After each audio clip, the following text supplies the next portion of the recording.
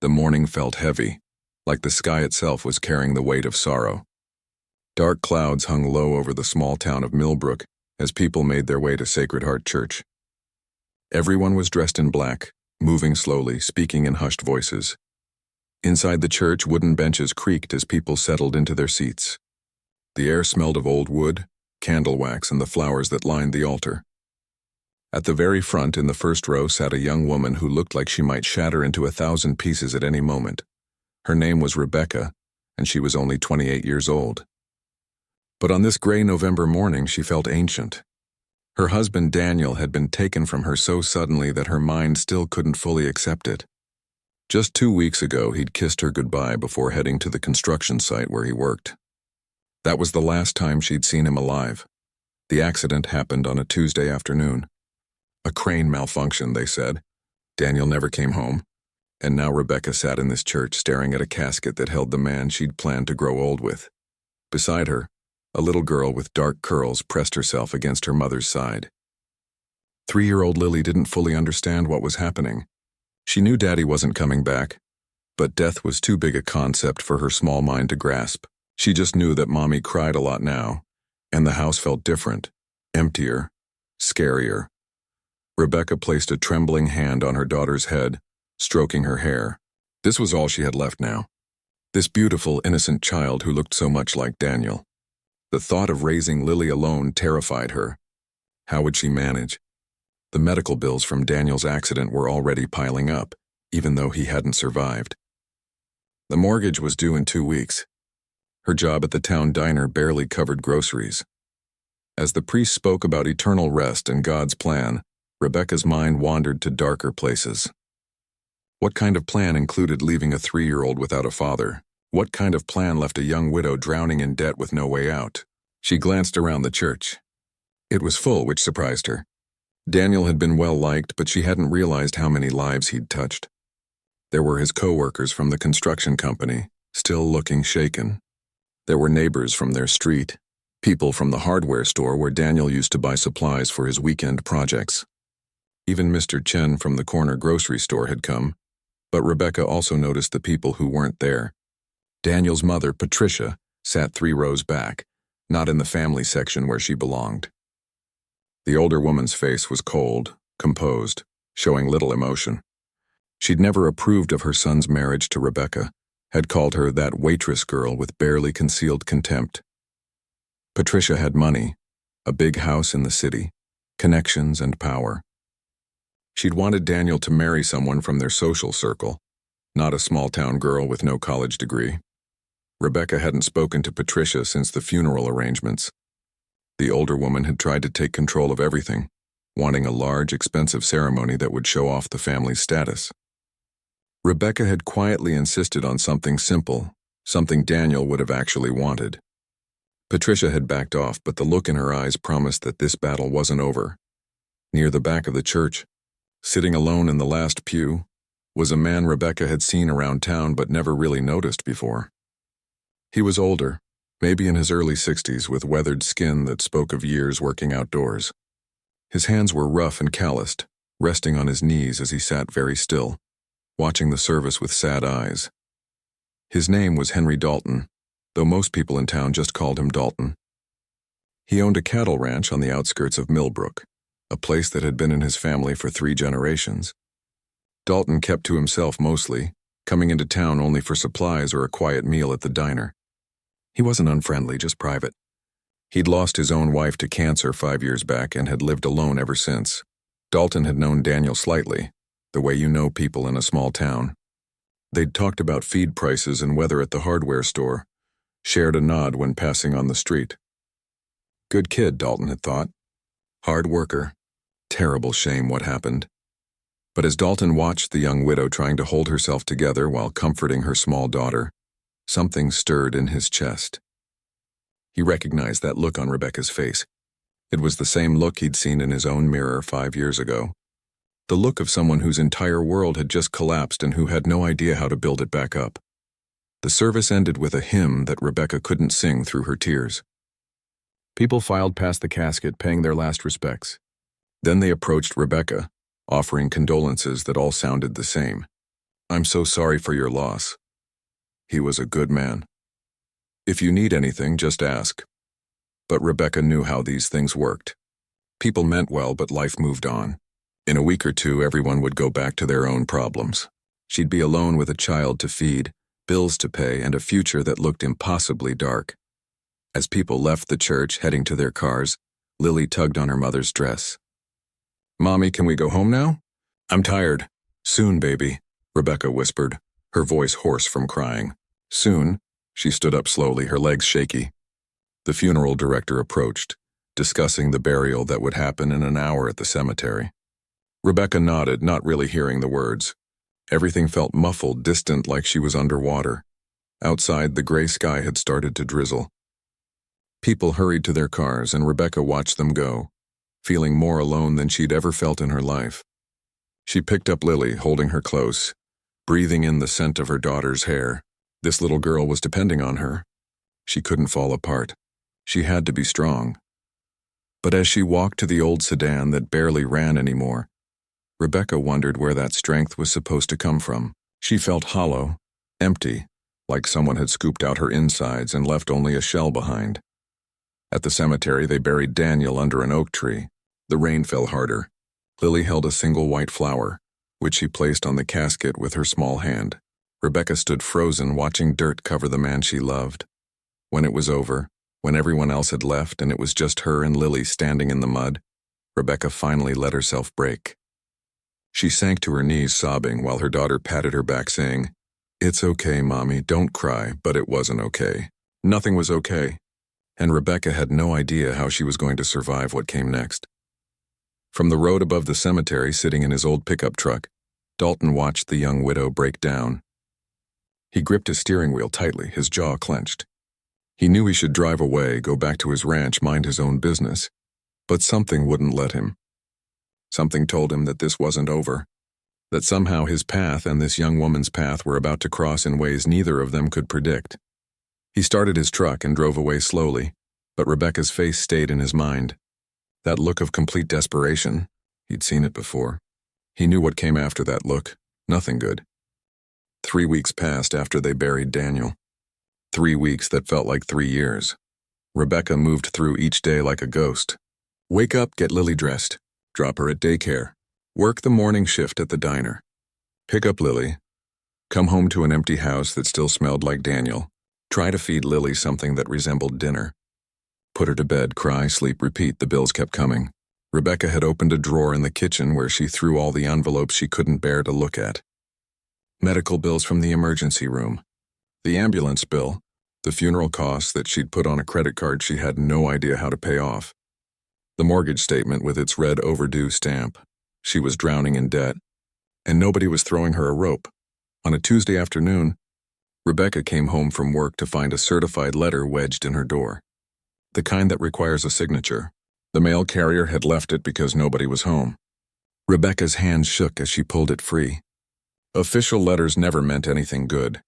She unlocked the door, calling for Lily to go wash her hands, then sat at the kitchen table. The envelope was thick, expensive looking. The return address showed a law firm from the city. Barnes, Wellington and Associates. Rebecca had never heard of them. She tore it open, her heart already racing. The first page was on heavy paper with gold lettering at the top. Legal language filled the page. Words like petition and custody evaluation and best interests of the minor child. Rebecca's vision blurred as she tried to make sense of it. Then she saw the name. Patricia Mitchell. Petitioner. Daniel's mother was suing for custody of Lily. Rebecca's breath caught in her throat. She read it again, certain she'd misunderstood. But no, there it was in cold, formal language. Patricia Mitchell was filing for full custody of her granddaughter, Lily Rose Mitchell, on the grounds that Rebecca was unable to provide adequate financial support, lacked family support structure, and could not offer the same opportunities that Patricia could provide. The letter went on for 3 pages, listing all the ways Rebecca was failing as a mother. She was in debt. She worked long hours at a low-wage job. She had no college education. She rented a house, didn't own it. She had no family nearby to help. She was, according to the lawyer's carefully chosen words, unable to provide the stable, enriched environment that Lily deserved. The court date was set for December 15th. 3 weeks away. Rebecca's hands began to shake violently. The papers fell from her fingers, scattering across the table. She couldn't breathe. The room started spinning. "Mommy?" Lily appeared in the doorway, her hands still dripping with water. "What's wrong?" Rebecca looked at her daughter and something inside her chest cracked wide open. She couldn't lose her. Lily was all she had left. She was the only reason Rebecca got up in the morning, the only reason she kept going. "Nothing, baby," Rebecca managed to say, though her voice sounded strange and far away. "Mommy just got some bad news. But it's going to be okay." But even as she said it, Rebecca knew it was a lie. How could this possibly be okay? That night, after Lily fell asleep, Rebecca read the letter again. And again. Each time the words cut deeper. Patricia had hired one of the most expensive law firms in the state. The letter mentioned financial assessments, home evaluations, character witnesses. This wasn't just a threat. This was real. Patricia had never liked Rebecca. From the moment Daniel brought her home to meet his mother, Patricia had looked at her like she was something stuck to the bottom of her shoe. "A waitress," she'd said, her voice dripping with disdain. How charming. Daniel had stood up to his mother, told her that Rebecca was the woman he loved, and if she couldn't accept that, they wouldn't be visiting. Patricia had backed off, but the hostility never left her eyes. When Rebecca got pregnant, Patricia had suggested in the coldest possible way that perhaps Daniel should reconsider the marriage. When Lily was born, Patricia came to the hospital once, held the baby for exactly 5 minutes and left. In 3 years, Patricia had sent birthday cards with checks inside but never visited, never called, never acted like she cared about her granddaughter at all, until now. Now suddenly Patricia wanted custody? It didn't make sense unless Rebecca's stomach turned cold. This wasn't about Lily. This was about control. Patricia had always hated that her son chose his own life, chose a woman she didn't approve of. Now Daniel was gone, and Patricia saw an opportunity to finally get what she'd always wanted, to erase Rebecca from the picture entirely. Rebecca grabbed her phone and started searching for lawyers. Free legal aid. Anyone who might help. But every website she found had the same message. Waiting lists of 6 months or more. Consultations that cost $300 just to walk in the door. Retainer fees of $5,000, $10,000. She had $200 in her checking account. By midnight, Rebecca was pacing her small living room, panic making her dizzy. She couldn't afford a lawyer. She had no idea how to fight this on her own. Patricia had money, power, connections. What did Rebecca have? Nothing but love for her daughter, and apparently, that wasn't enough in a courtroom. She thought about calling her own mother. But Mom lived 3 states away and was barely scraping by herself on disability payments. There was no help coming from that direction. Daniel's friends had been supportive after the funeral, but what could they do against a team of lawyers? At 2 a.m, Rebecca finally collapsed onto the couch, exhausted but unable to sleep. She pulled out her phone and looked at photos of Lily. Her baby girl, smiling, laughing, covered in ice cream at her 3rd birthday party just 2 months ago. Daniel had been in that photo too, holding Lily on his shoulders. "I can't lose her," Rebecca whispered to the empty room. "Please, I can't lose her too." But the walls didn't answer, and the universe, as always, remained silent. The next day at work, Rebecca could barely function. She mixed up orders, spilled coffee, forgot to refill water glasses. Her boss, Margaret, pulled her aside during the lunch rush. "What's going on, Rebecca? This isn't like you."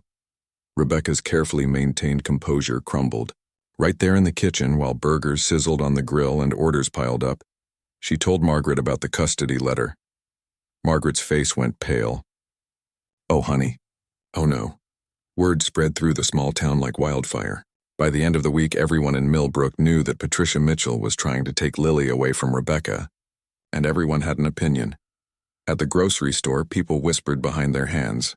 At the daycare, the director gave Rebecca a sad smile that made her stomach turn. Even at church on Sunday, people looked at her with pity in their eyes. Some people meant well. Mrs. Henderson from next door brought over a casserole and said if Rebecca needed character witnesses, she'd be happy to testify. Tom from the hardware store said the same thing. But Rebecca knew small-town testimony wouldn't stand up against high-powered lawyers.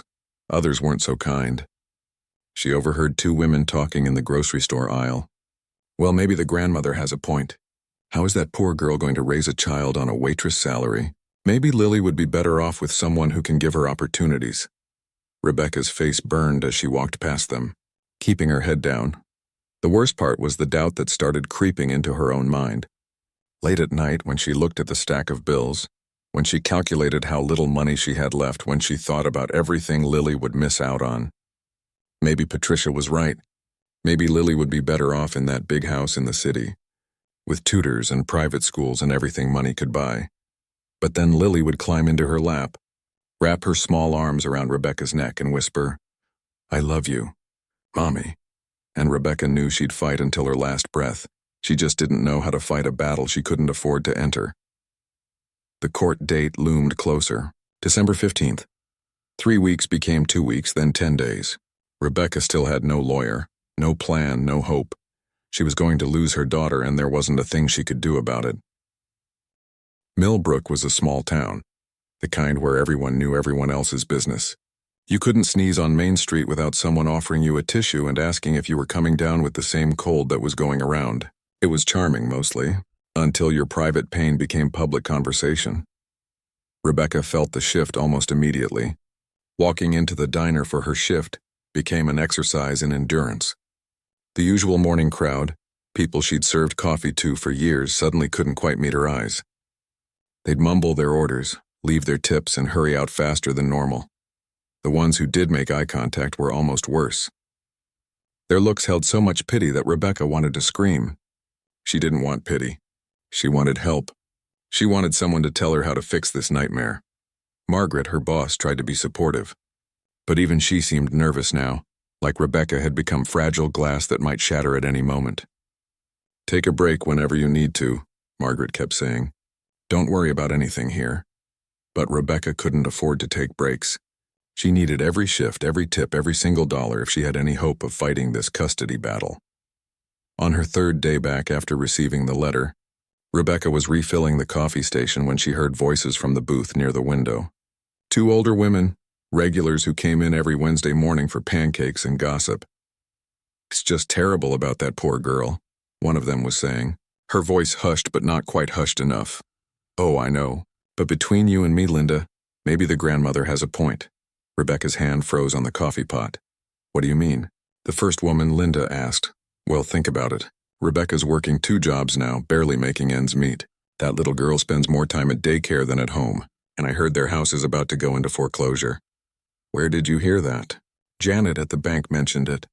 Said Rebecca's 3 months behind on the mortgage." Rebecca felt sick. It was true she was behind on payments, but how did that become public knowledge? Banking privacy apparently meant nothing in a town this small. "Still," Linda said, "taking a child from her mother seems cruel." "Is it, though? If Patricia can give that little girl a better life, a stable home, good schools, opportunities, isn't that what's best for the child?" Rebecca's vision blurred with tears. She set the coffee pot down carefully, afraid her shaking hands would drop it, and walked quickly to the kitchen. She locked herself in the bathroom and pressed her hands over her mouth to keep the sobs from escaping. Was everyone thinking this? Did the whole town believe Lily would be better off without her?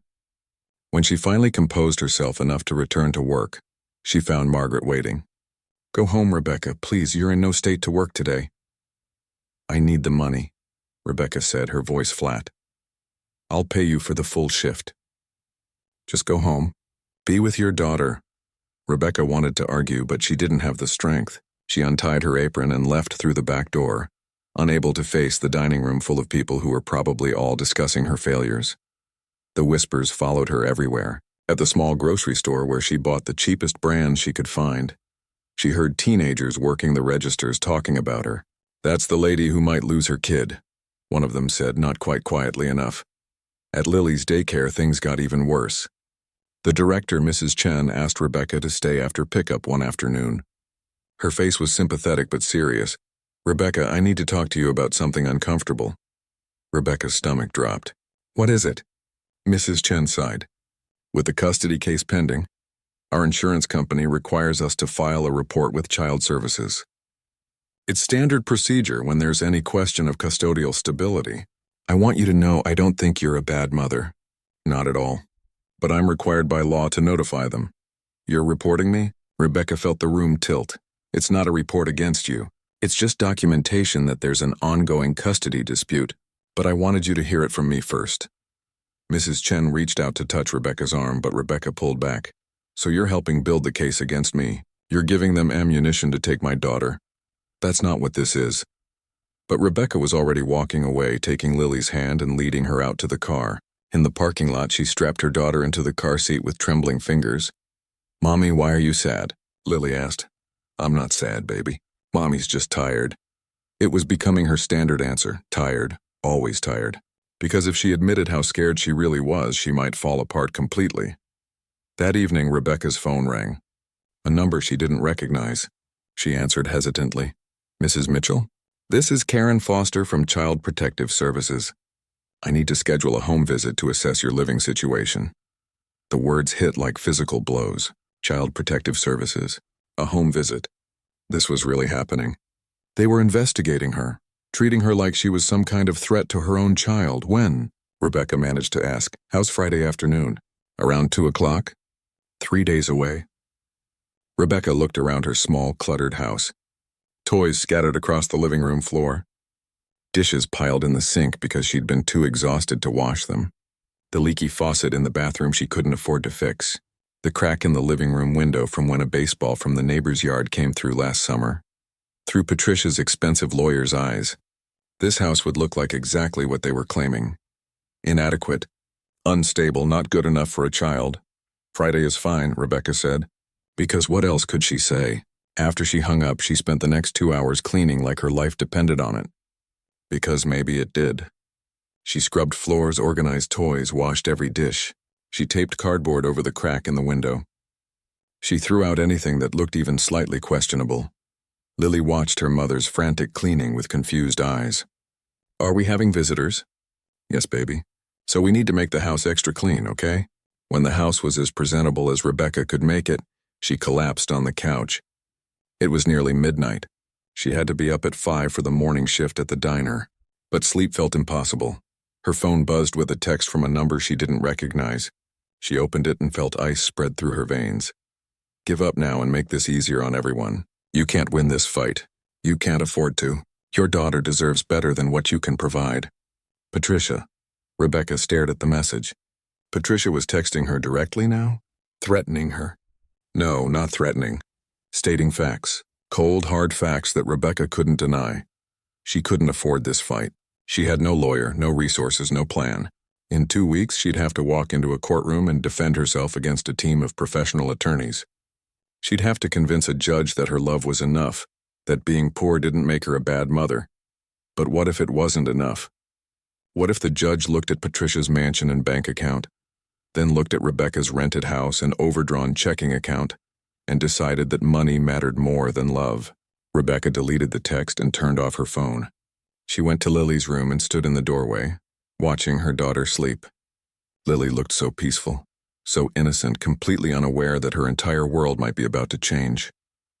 I won't let them take you, Rebecca whispered into the darkness. I don't know how, but I won't let them take you. But even as she said it, she felt the weight of impossible odds crushing down on her. In small towns, gossip could be more damaging than any legal brief. And right now, the gossip was all saying the same thing. Maybe that little girl really would be better off with her grandmother. Rebecca went to bed that night feeling more alone than ever. Daniel was gone. The town she'd lived in her whole life was turning on her. Even the people who wanted to help were being forced by rules and regulations to build the case against her. And in 2 weeks, she'd face Patricia and her lawyers in court with nothing but her love for her daughter as defense. How could love possibly be enough?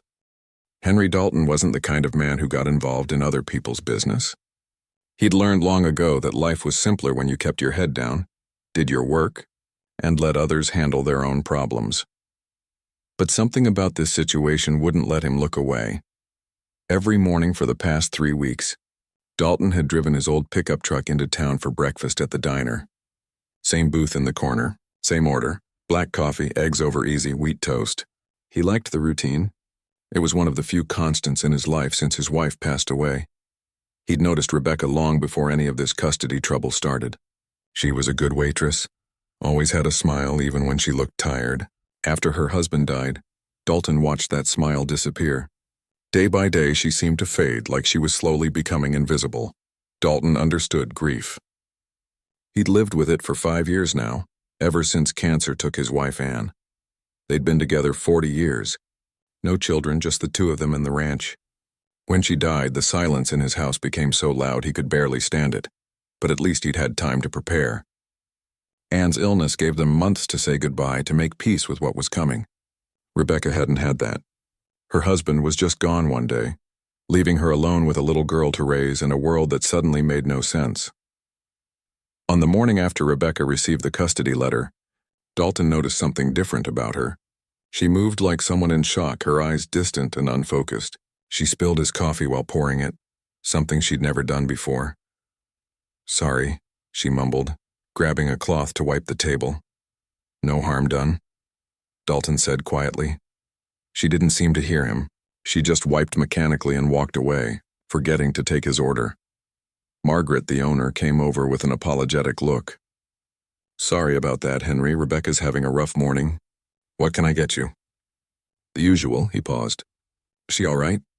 Margaret glanced toward the kitchen where Rebecca had disappeared. She lowered her voice. "Patricia Mitchell is suing for custody of Rebecca's little girl. Got the papers yesterday." Dalton's weathered hands tightened around his coffee cup. He didn't respond, just nodded slowly. Margaret took his order and left. He'd met Patricia Mitchell once, years ago, at some town function. Cold woman, the kind who looked at you like you were dirt if you didn't have the right kind of money or connections. He remembered Daniel talking about his mother once at the hardware store, how she'd never approved of his marriage, how she'd cut him off financially when he refused to break up with Rebecca, and now she was coming for the granddaughter she'd never shown interest in before. Dalton knew what that was about. It wasn't about the child. It was about winning, about control, about erasing the woman she'd never thought was good enough for her son. Over the next week, Dalton watched Rebecca deteriorate. Each morning, she looked more exhausted, more defeated. Her hands shook when she poured coffee. She forgot orders, mixed up tables, apologized constantly for mistakes she never used to make, and the town was talking. Dalton heard it everywhere. At the feed store, at the post office, at the gas station. Everyone had an opinion about whether Rebecca could handle raising a child alone. "The grandmother's got a point," old Joe from the hardware store said. "Girl's drowning in debt. How's she supposed to provide for a kid? It's not right taking a baby from her mother," Mrs. Peterson argued at the post office. But maybe it would be better for the child. Even the people who sympathized with Rebecca seemed to think she was fighting a losing battle. Patricia had money and lawyers. Rebecca had nothing. It was that simple. Dalton listened to all of it but said nothing. Speaking up wasn't his way. He'd learned that lesson hard in life. Keep quiet. Stay out of it. Focus on your own problems. But at night, alone on his ranch, he couldn't stop thinking about that young widow and her little girl. His own ranch, Dalton Ridge, was struggling. At 62, he was getting too old to handle everything himself. The cattle operation that had supported 3 generations of Daltons was slowly falling apart because he couldn't keep up with the work. He'd been thinking about selling, starting over somewhere smaller, maybe one of those retirement communities where he wouldn't have to worry about maintaining 300 acres of land.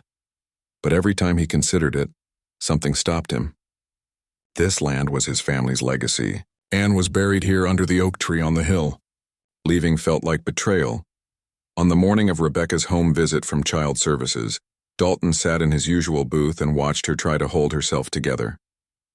She'd clearly been up all night. Dark circles shadowed her eyes. She moved like a robot, going through the motions but not really present. When she brought his coffee, her hands were shaking so badly the cup rattled on the saucer. "Thank you," Dalton said softly. Rebecca just nodded and turned away, but not before Dalton saw the tears she was trying to blink back. That image stayed with him all day. As he mended fences, as he fed the cattle, as he sat alone in his kitchen eating a sandwich for dinner. He kept seeing those tears, that exhaustion, that complete hopelessness. It reminded him of Anne in her final days. That same look of someone who'd fought as hard as they could but knew they were going to lose anyway. That night, Dalton did something he rarely did.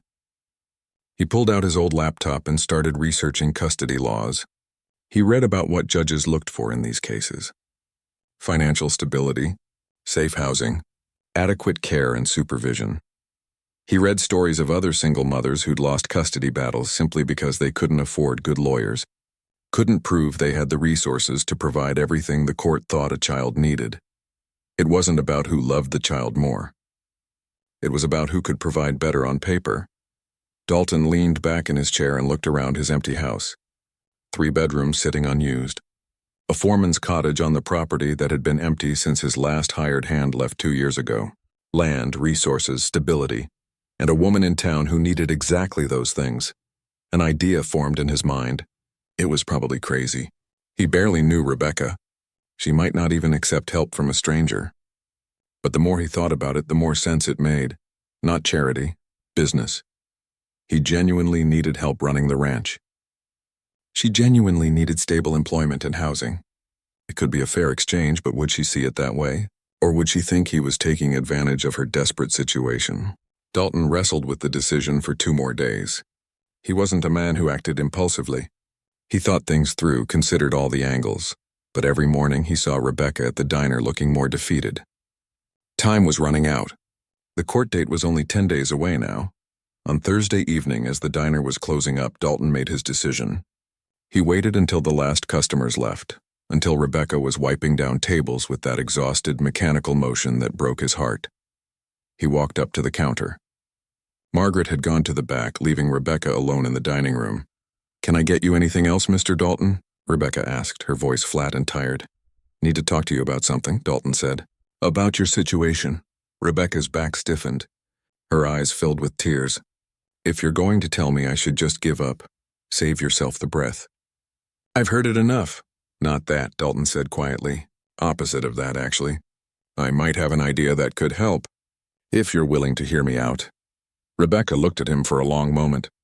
Maybe it was the kindness in his eyes, or maybe she was just too tired to be suspicious. But she nodded. "I get off in 10 minutes. Can you wait?" "I can wait." She finished her closing duties while Dalton sat in his booth rehearsing what he wanted to say. This had to be presented right.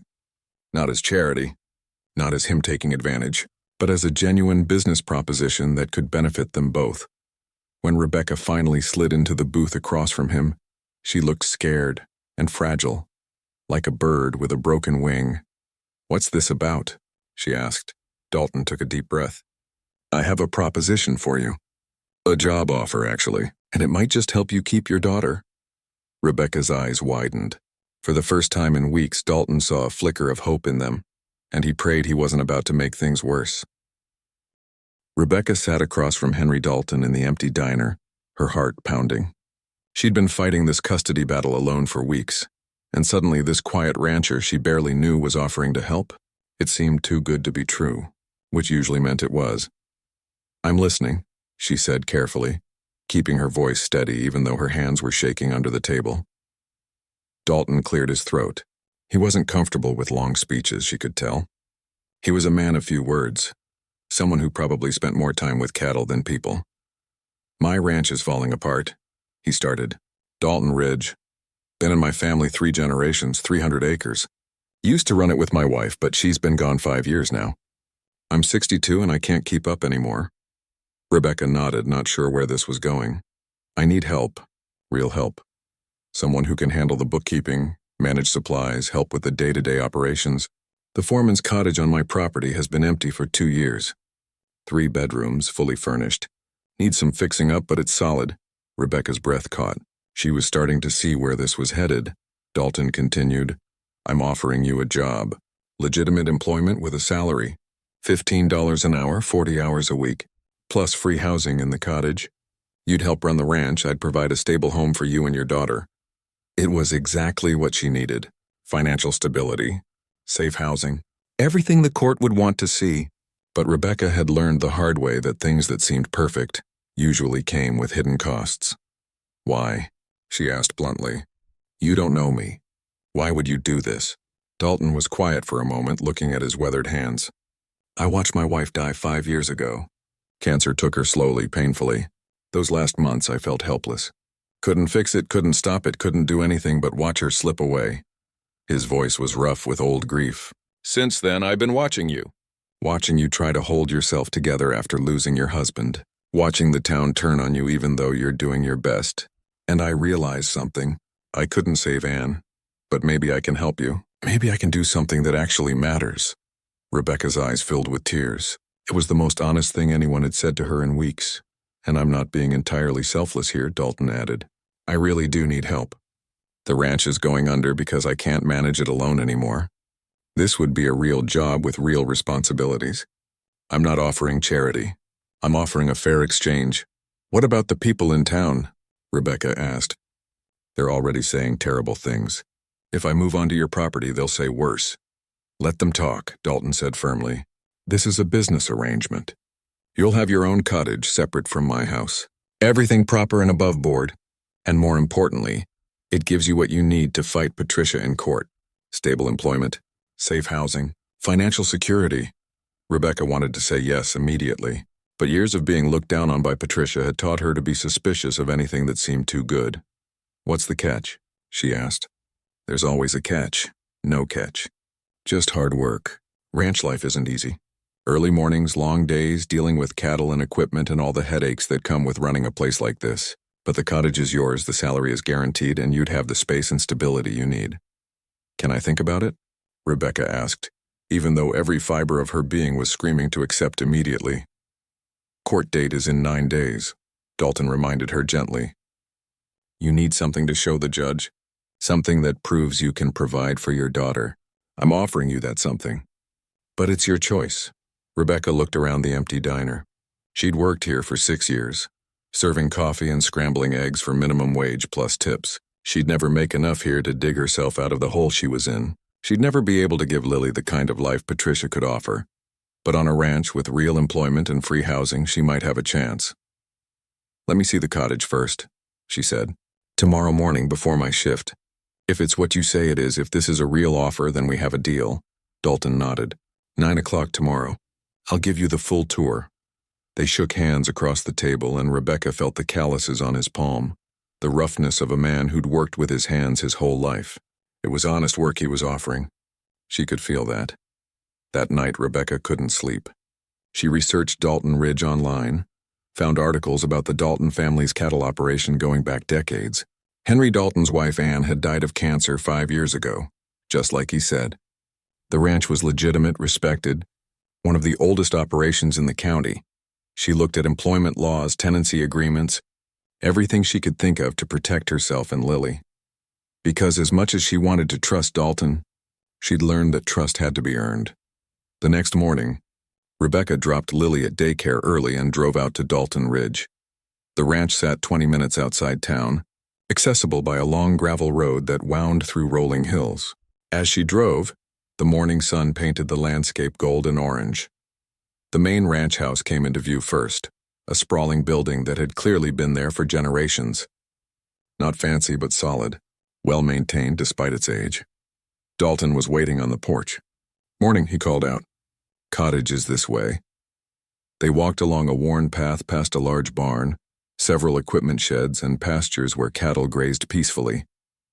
The land seemed to go on forever, and despite everything, Rebecca felt something loosen in her chest. Space. Room to breathe. No neighbors close enough to hear through the walls. The foreman's cottage sat nestled among a grove of oak trees, about 100 yards from the main house. It was smaller than Rebecca expected, but charming. White paint, blue shutters, a small porch with a swing. "Needs some work," Dalton said as he unlocked the door. "Been empty a while." Inside, dust covered everything, but Rebecca could see the potential. The living room had large windows letting in morning light. The kitchen was small but functional. 3 bedrooms, just like he said. One for her, one for Lily, and one that could be an office or playroom.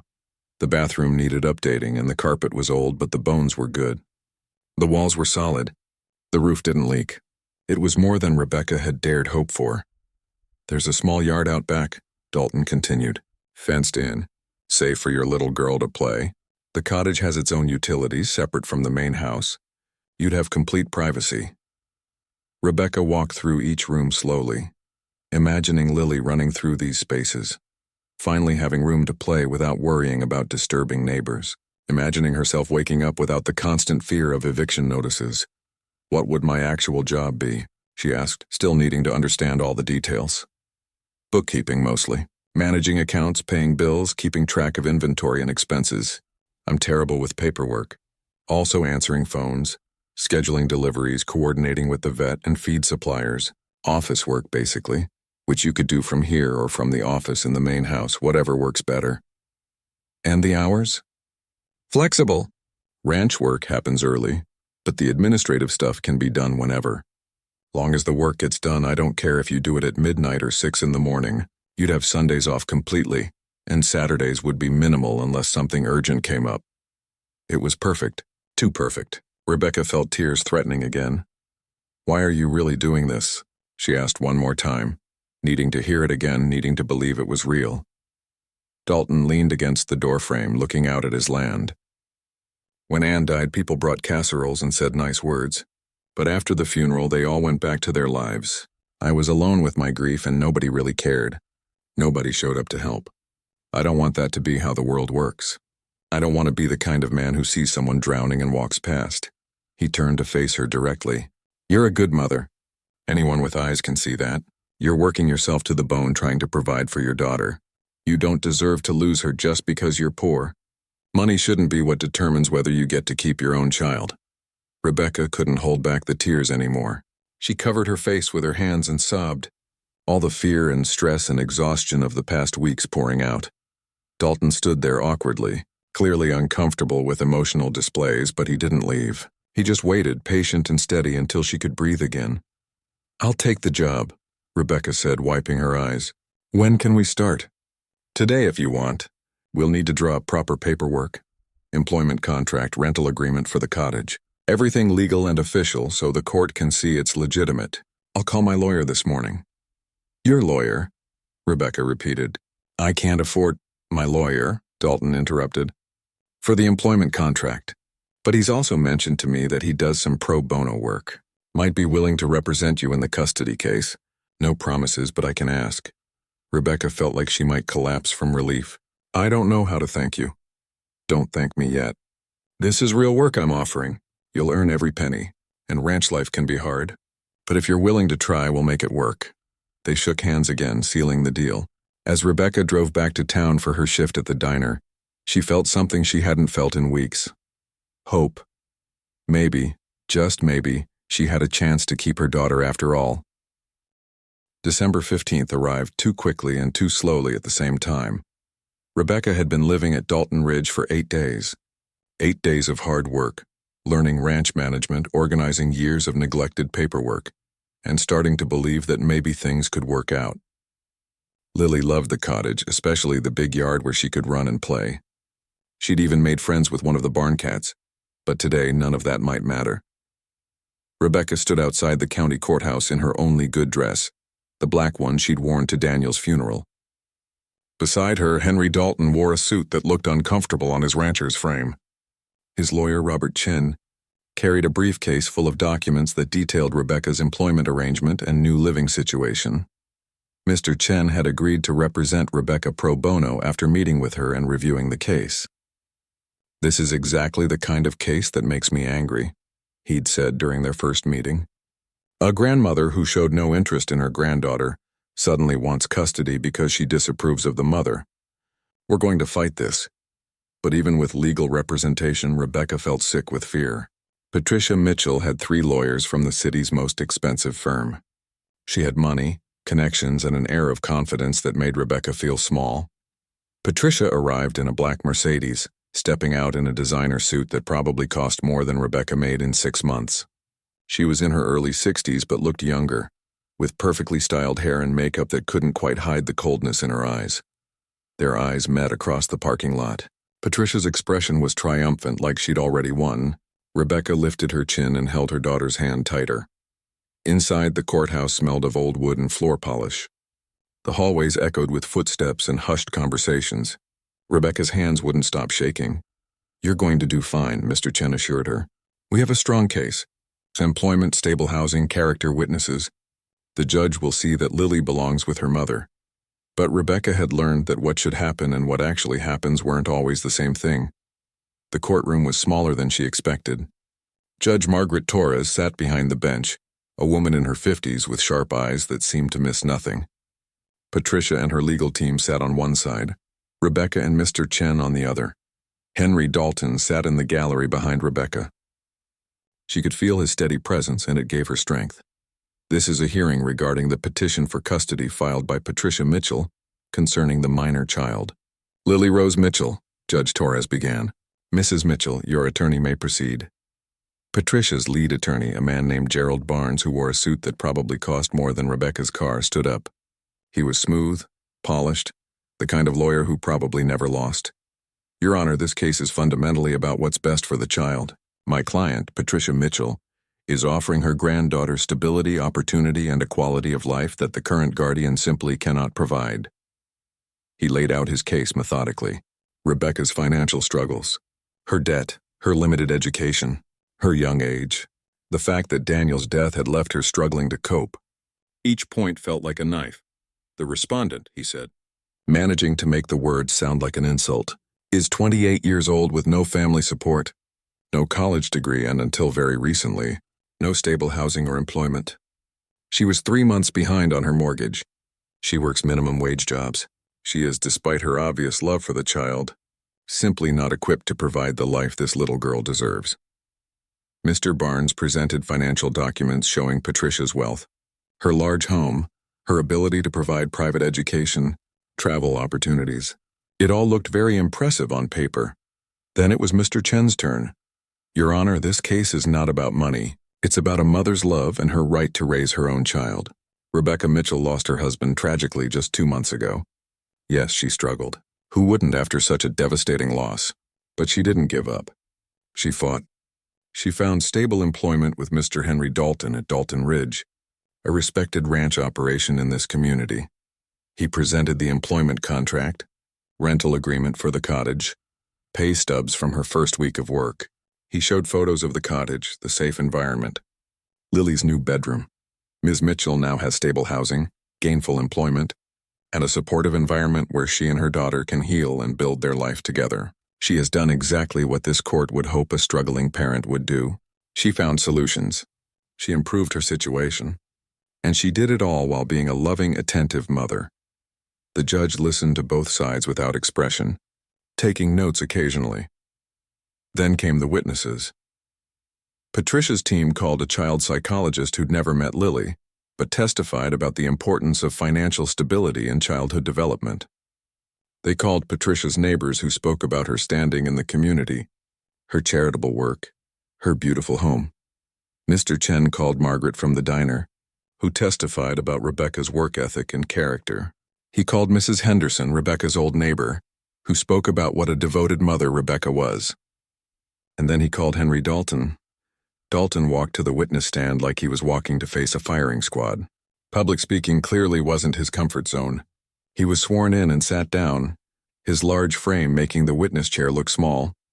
Mr. Dalton, Mr. Chen began, please tell the court about your employment arrangement with Rebecca Mitchell. Dalton cleared his throat. I hired her as ranch manager. She handles all the administrative work for Dalton Ridge. Bookkeeping, accounts, scheduling, supplies. She's good at it. Better than I ever was. And the housing situation? She and her daughter live in the foreman's cottage on my property, separate from my house. It's part of her employment package. Nothing unusual about that in ranch operations. Have you observed Rebecca's interactions with her daughter? Dalton's weathered face softened. Every day. That woman loves her child more than anything in this world. The little girl is happy, healthy, well cared for. They've got a good life out at the ranch. Then Patricia's lawyer stood for cross-examination. Mr. Barnes smiled like a shark. Mr. Dalton, isn't it true that you've only known Ms. Mitchell for a few weeks? That's true. And isn't it convenient that you offered her employment and housing just as she was facing this custody hearing?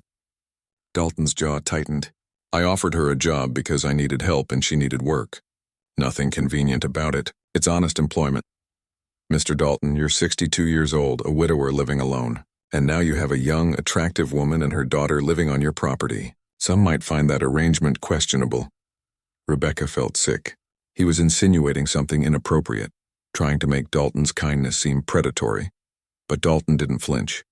He looked directly at Mr. Barnes, his voice steady and cold. My wife died 5 years ago. I loved her for 40 years, and I'll love her until the day I die. Rebecca Mitchell is my employee, nothing more. Anyone who suggests otherwise is calling me a liar and insulting that young woman's character. And I don't take kindly to either. The courtroom went silent. Judge Torres looked at Mr. Barnes with raised eyebrows. Do you have any other questions for this witness, counselor? No, Your Honor. As Dalton returned to his seat, he met Rebecca's eyes. She mouthed thank you and saw him nod slightly. Finally, the judge spoke. I'd like to speak with the child. Lily, can you come up here, please? Rebecca's heart stopped. This was the moment she'd been dreading most. Lily was only 3 years old. What would she say? What would the judge ask? A court officer helped Lily into a chair near the judge's bench. She looked so small, so vulnerable. She was wearing the blue dress that Daniel had bought her for her last birthday. Judge Torres smiled gently at the little girl. Hi, Lily, I'm Judge Torres. Do you know why you're here today? Lily shook her head, her eyes wide. I just want to ask you a few questions, okay? Nothing scary. Can you tell me who you live with? Mommy, Lily said softly. And do you like where you live? Lily nodded enthusiastically. We live at the ranch. There's a kitty named Patches, and Mr. Dalton let me help feed the cows, and Mommy says we can plant a garden when it's spring. The judge smiled. That sounds nice. And are you happy living there? Yes. And Mommy tucks me in every night and reads me stories, and we have our own house with my own room, and I have a swing outside. Do you know your grandmother, Patricia? Lily's enthusiasm faded. She looked confused. The lady in the fancy house? Yes, that's right. Do you want to live with her? Lily's eyes filled with tears. She looked desperately at Rebecca. I want to stay with Mommy. Please don't take me away from Mommy. Those words hung in the air. Judge Torres's expression softened. Thank you. Lily, you can go back to your mother now. Lily ran to Rebecca, who scooped her up and held her close, tears streaming down both their faces. The judge looked at both legal teams. I'll take a short recess to review all the evidence and testimony. We'll reconvene in 30 minutes for my decision. Those 30 minutes felt like 30 hours. Rebecca sat in the hallway holding Lily, unable to speak. Dalton sat beside her, solid and quiet. Mr. Chen reviewed his notes, but Rebecca could see the worry in his eyes. Patricia stood at the other end of the hall with her lawyers, looking confident. The days following the court decision felt surreal to Rebecca. She'd been so focused on the custody battle that she hadn't let herself think about what came after. Now that the immediate threat was gone, she could finally exhale. But victory, she discovered, brought its own challenges. The news spread through Millbrook within hours. Some people were genuinely happy for her. Mrs. Henderson baked a cake and brought it to the ranch. Margaret from the diner called to congratulate her. Tom from the hardware store sent a text saying he'd known all along that justice would prevail. But others weren't so pleased. Rebecca overheard whispers at the grocery store. Can you believe the judge let her keep that child? Patricia could have given her so much more. Some people felt that wealth should have won, that opportunities mattered more than love. Rebecca learned to ignore the whispers. Let them talk. Lily was home with her, safe and happy. That was all that mattered. Patricia, true to form, didn't give up easily. The follow-up hearing loomed 6 months away, and Rebecca knew her former mother-in-law would be watching, waiting for any sign of failure. One mistake and Patricia would file another petition, armed with new evidence of Rebecca's inadequacy. So Rebecca threw herself into her work at Dalton Ridge with fierce determination. She wasn't just working for a paycheck anymore. She was proving that she could provide for her daughter, that the judge's faith in her was justified. The ranch work was harder than she'd expected. Not the administrative tasks, those came naturally. But ranch life itself was demanding in ways she hadn't anticipated. Early mornings when the temperature dropped below freezing. Equipment that broke down at the worst possible times. The constant worry about cattle getting sick or fences coming down, but there was beauty in it too. Watching sunrise paint the hills gold, seeing Lily blossom in the open space, no longer confined to a cramped apartment. The simple satisfaction of a hard day's work done well. And then there was Henry Dalton himself. The quiet rancher remained as reserved as ever, but Rebecca began to see past his silence. She noticed how he always made sure the path from the cottage to the main house was clear of snow, how he fixed the squeaky door on Lily's bedroom without being asked, how he pretended not to notice when Rebecca occasionally broke down crying while sorting through paperwork. Dalton had lost his own wife 5 years ago, and Rebecca began to understand that he was still grieving. The ranch, which should have felt alive with activity, felt hollow with loneliness. He'd kept the place running through sheer stubbornness, but his heart hadn't been in it since Anne died. One evening in late December, about 2 weeks after the court hearing, Rebecca found Dalton standing at the fence line watching the sunset. She approached carefully, not wanting to intrude. "Beautiful evening," she said quietly. Dalton nodded. "Anne loved this time of day. Used to stand right here with me every evening, talking about our plans for the ranch, what we'd improve next season, which fields to rotate. Small talk mostly, but it mattered. It was the most he'd ever said about his late wife." Rebecca stood beside him, both of them watching the sky turn orange and purple. "Thank you," Rebecca said, "for everything you've done. You saved my family." Dalton shook his head. "You saved your own family. I just gave you the tools. You did the rest. Still, most people would have walked past. You didn't have to help. Maybe I needed helping too," Dalton said quietly. "This place has been dead since Anne passed. Too quiet, too empty. Having you and Lily here, it's brought life back to the ranch. So maybe we saved each other." It was a turning point in their relationship. They weren't just employer and employee anymore. They were two people who'd both lost someone they loved, learning how to rebuild their lives in the wreckage of their grief. Lily, with the resilience of childhood, adapted quickly to ranch life. She started calling Dalton Mr. Henry and followed him everywhere, asking endless questions about cows and horses and tractors. Dalton, who'd never had children, discovered a patience he didn't know he possessed. Rebecca watched them together sometimes, this weathered rancher and her small daughter, and felt her heart ache with gratitude. Lily had lost her father, but she'd found someone who could teach her about strength and kindness and honest work. Christmas came, the first one without Daniel. Rebecca had been dreading it, but Dalton insisted they celebrate at the ranch. He put up a tree in the main house, his first Christmas tree since Anne died. They decorated it together, Lily placing ornaments while Dalton lifted her to reach the higher branches. On Christmas morning, Lily found presents under the tree. Nothing expensive, but thoughtful. Books, art supplies, a small wooden horse that Dalton had carved himself. Rebecca had bought him a new pair of work gloves and a book about ranch management that she knew he'd been wanting. They ate Christmas dinner together, the three of them, in Dalton's big kitchen that hadn't hosted a proper meal in years. It wasn't fancy. Chicken instead of turkey, simple sides, store-bought pie. But it was warm and full of laughter, and Rebecca realized this was the first time since Daniel died that she'd felt genuinely happy. The new year brought new challenges. The ranch finances were worse than Rebecca had initially thought.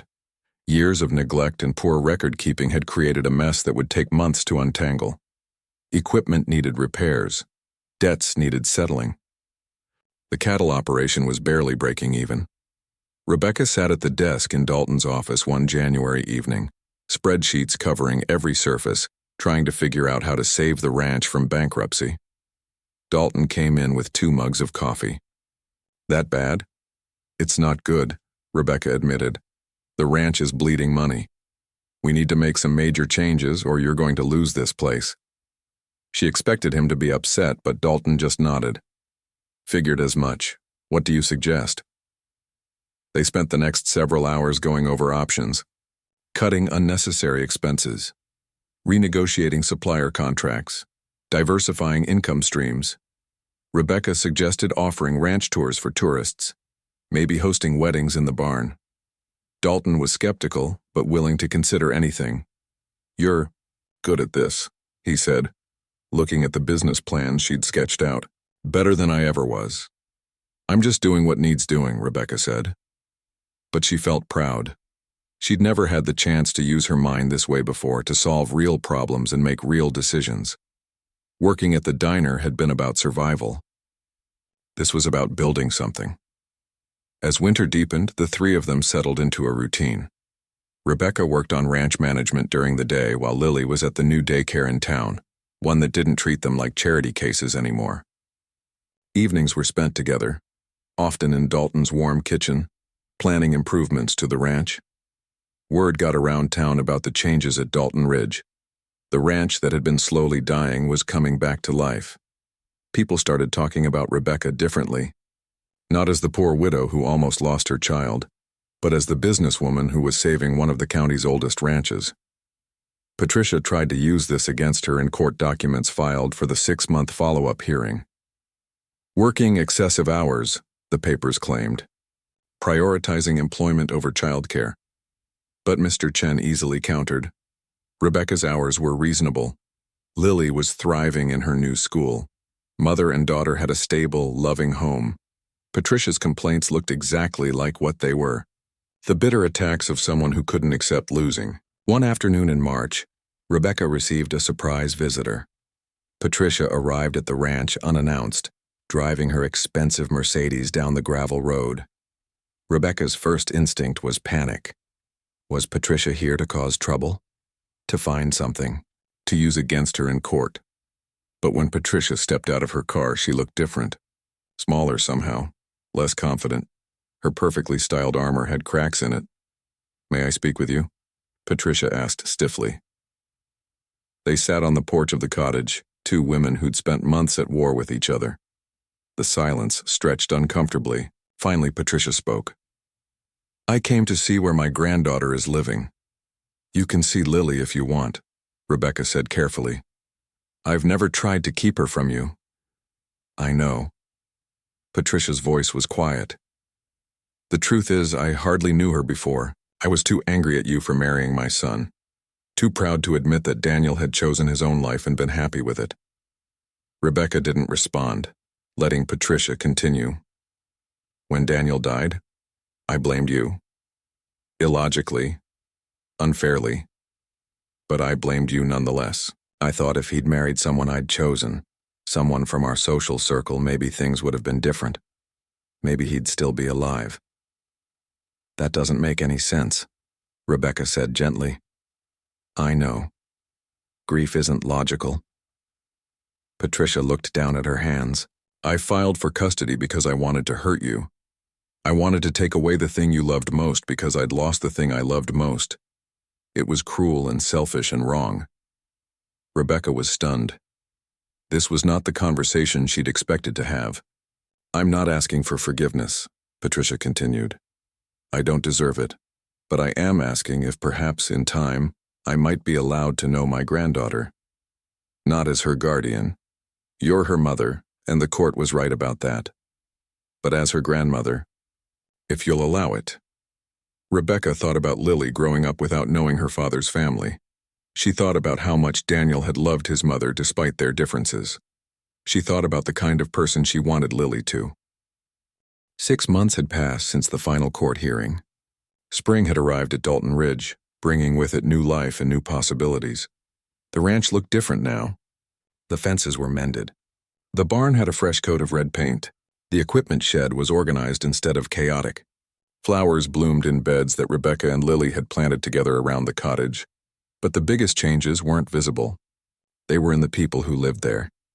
Rebecca stood in the ranch office reviewing the financial reports with satisfaction. The tourist program she'd implemented was bringing in steady income. Weekend ranch tours, photography sessions during sunset, a small farm stand at the end of the driveway selling fresh eggs and honey. Nothing huge, but enough to stabilize the ranch's finances and start paying down old debts. Dalton Ridge was thriving again, and with it so were the people who called it home. Outside, she could hear Lily's laughter mixing with Henry Dalton's gruff voice. She walked to the window and smiled at the scene before her. Lily, now 4 years old, was helping Dalton feed the chickens, her small hands tossing grain while the old rancher showed her the proper technique. "Not too much at once," Dalton was saying. "They'll eat themselves sick if you let them." "Like when I ate too much birthday cake?" Lily asked. Exactly like that. Rebecca watched them together, this unlikely friendship between a little girl and a man old enough to be her grandfather. Dalton had changed over the past months. The hollow sadness that used to shadow his eyes had faded. He smiled more, laughed occasionally, seemed more present in his own life. He'd told Rebecca once late one evening over coffee that Lily had saved him as much as he'd saved them. "Didn't realize how lonely I was until I wasn't anymore," he'd said simply. The sound of tires on gravel interrupted her thoughts. Rebecca looked up to see a familiar car pulling up the driveway, Patricia's Mercedes making its weekly visit. The relationship between Rebecca and her former mother-in-law would never be warm or easy. Too much had happened for that.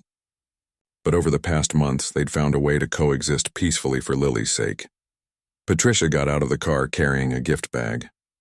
She'd learned to bring modest presents instead of extravagant ones, understanding that lavish gifts made Rebecca uncomfortable and sent the wrong message to Lily. "Afternoon," Rebecca called from the porch. "Hello, Rebecca." Patricia's greeting was polite, formal, but genuine. "Is Lily around?" "She's with Henry feeding the chickens." "I'll call her." But before Rebecca could, Lily spotted her grandmother and came running, Dalton following at his slower pace. "Grandma Patricia," Lily hugged her grandmother's legs. "I'm helping Mr. Henry with the chickens. Do you want to see?" Patricia, in her expensive dress and heels, looked uncomfortable but game. "I'd love to." Rebecca watched as Lily dragged her grandmother toward the chicken coop, chattering excitedly about each bird's name and personality. Patricia caught Rebecca's eye and gave a small, helpless smile that said, "How did I get here?" But she was here. She was trying, and that mattered. Dalton walked back to where Rebecca stood. "She's getting better at this grandmother thing." "She is," Rebecca agreed. "Still awkward, but she's trying." More than I expected, given how things started. They stood in comfortable silence, something that had become natural between them. Rebecca had learned that Dalton's silences weren't unfriendly, just thoughtful. He was a man who chose his words carefully and spoke only when he had something worth saying. "Got the quarterly reports done," Rebecca said. "We're actually in the black this quarter. First time in 3 years, according to your old records." Dalton's weathered face showed surprise and pleasure. "Really, we're making money?" "Not a lot, but yes. The tourist program is working, and I negotiated better rates with the feed suppliers. Plus, the cattle auction last month did better than expected." "You've got a head for business," Dalton said. "This place would have gone under without you, and I'd be living in some tiny apartment somewhere, working 3 jobs and never seeing my daughter." We needed each other. It was true, and they both knew it. This arrangement that had started as temporary, as a way to help Rebecca win her custody battle, had become permanent. Rebecca couldn't imagine leaving the ranch now. And based on the way Dalton interacted with Lily, treating her with the gentle patience of a grandfather, she suspected he couldn't imagine them leaving either. That evening, they all had dinner together in Dalton's big kitchen. It had become a ritual, the 4 of them gathering around the old oak table. Patricia still looked out of place, but she was learning to relax, to let Lily be a messy 4-year-old instead of expecting perfect manners. "I heard the ranch is doing well," Patricia said. "Making conversation, it is," Rebecca confirmed. "Still a lot of work to do, but we're headed in the right direction. Daniel would be proud of you." Patricia said it quietly but sincerely. "He always said you were stronger than you knew." Rebecca felt tears prick her eyes. Patricia rarely mentioned her son, the grief still too raw even after all these months. "Thank you." After dinner, Patricia said goodbye to Lily with promises to visit again next week. As her car disappeared down the driveway, Lily turned to Rebecca with a serious expression. "Mommy, why does Grandma Patricia seem sad?" Rebecca knelt down to her daughter's level. "She misses your daddy very much. Sometimes grown-ups are sad even when they're trying to be happy. Like how you still cry sometimes? Children saw everything." Rebecca had tried to hide her grief, but Lily was perceptive. "Yes, baby, like that. But I'm getting better. We both are. And Mr. Henry too? He's sad about his wife?" "Yes," Lily thought about this, her small face solemn. Then she brightened. "But we're here now, so nobody has to be sad alone." Out of the mouths of children, Rebecca hugged her daughter tight, amazed at the simple wisdom of a 4-year-old. That night, after Lily was asleep, Rebecca walked out to the hill behind the cottage. It had become her place to think, to process, to talk to Daniel even though he wasn't there to answer. She sat on the grass, looking up at the stars scattered across the dark sky. "We made it," she said softly to the night air. "Our baby is safe and happy." "I know you were worried before the accident. Worried about what would happen to us if something happened to you. But we're okay. We're actually better than okay." A breeze rustled through the grass, and Rebecca imagined it was Daniel's way of responding. "I met someone who helped us." "Not like that," she added quickly, as if Daniel might be jealous. "Henry's a good man, kind, quiet. He gave us a chance when nobody else would. He's teaching Lily about ranching, about hard work, about being steady and reliable. Things you would have taught her if you'd been here." The stars blinked overhead, indifferent and eternal. "Your mom visits now. I know that would surprise you." She apologized. "Can you believe that? We're not friends, but we're not enemies anymore either. For Lily's sake." Rebecca pulled her knees up to her chest, wrapping her arms around them. "I miss you every day, but I'm not drowning anymore. I'm learning to swim, and Lily is thriving. She's so much like you, Daniel. Strong and stubborn and full of questions. You'd be so proud of her." Footsteps approached from behind, Dalton carrying 2 mugs of coffee. "Saw you out here," he said, offering her a mug. "Mind company?" "Not at all." He sat beside her, both of them looking out at the ranch spread below them. Lights glowed from the cottage windows. The barn stood dark and solid against the starlit sky. Cattle grazed peacefully in the distance. "I've been thinking," Dalton said after a long moment, "about making you a partner in the ranch." Rebecca turned to stare at him. "What?" "You've done more than earn it. The ranch is profitable again because of you, and I'm not getting any younger. Been thinking about the future, about what happens to this place when I'm gone. Don't have any family to leave it to. Henry, I can't accept. Let me finish." His tone was firm but kind. "I'm not giving you charity. I'm making a business decision. You've proven you can run this place. And Lily loves it here. Seems right that this land should stay with people who care about it." Rebecca felt overwhelmed. "I don't know what to say." "Say you'll think about it. We'll work out the details, make it all legal and proper. But I want you to know that this is your home now. Yours and Lily's, for as long as you want it to be." They sat in silence, sipping coffee under the stars. Rebecca thought about how much had changed in less than a year. How close she'd come to losing everything. How one person's kindness had saved her family. "Why did you really help us?" she asked. The truth this time. Dalton was quiet for a long time. When he finally spoke, his voice was rough with emotion. "When Anne was dying, she made me promise something. She said I couldn't let the ranch die with her. She said this land needed life, needed laughter, needed a future. I promised her I'd find a way. But after she passed, I couldn't figure out how to keep that promise. Until I saw you in that church holding your little girl, looking like the world had ended." He cleared his throat. "Sounds foolish probably, but I felt like maybe this was how I could keep my promise to Anne. By helping you keep yours to your daughter. By bringing life back to this place." Rebecca reached over and squeezed his calloused hand. "It's not foolish. It's beautiful." They sat together until the coffee grew cold.